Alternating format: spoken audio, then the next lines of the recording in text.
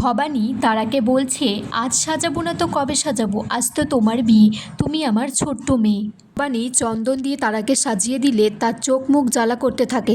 তখন তারা বলছে যে মাকে কি মুখ ফুটে বলবো যে আমার খুব জ্বালা করছে। ফুল্লরা দাসী তখন কুন্দুকে বলছে, এখন এখানে থাকা ঠিক হবে না, চলো এখান থেকে চলে যাই। তারা শেষ পর্যন্ত সহ্য করতে না পেরে কেঁদে দিয়েছে। তখন ভবানী বলছে, মা তুমি কাঁদছো কেন? বিয়ের আগে এরকম কান্না করা একদম শুভ নয়, দেখি তোমার মুখখানা কি হয়েছে।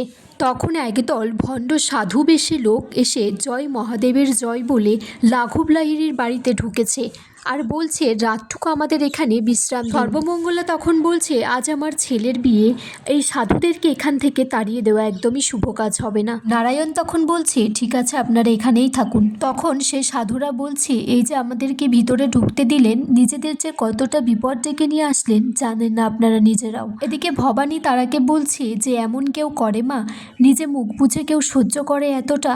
তুমি তো আমাকে একবার বলতে পারতে। ভবানী তখন দাসীদের কাছে জানতে চায় যে এই চন্দনটা কে বেটে নিয়ে এসেছিল। মাতুও সেখানে আসে আর বলে যে বিয়ের আগে কান্না একদম শুভ নয়। ভবানী সেই দাসীদের হাত ধরে টানতে টানতে সবাই নিয়ে যায় তাদের বিচার করবার জন্য, আর তাদের থেকে জানতে চায় যে চন্দনে কি মেশানো ছিল। ভবানী বলছে, কেউ যখন উত্তর দেবে না ঠিক করেছো, তাহলে আমি শাস্তি ঠিক করি।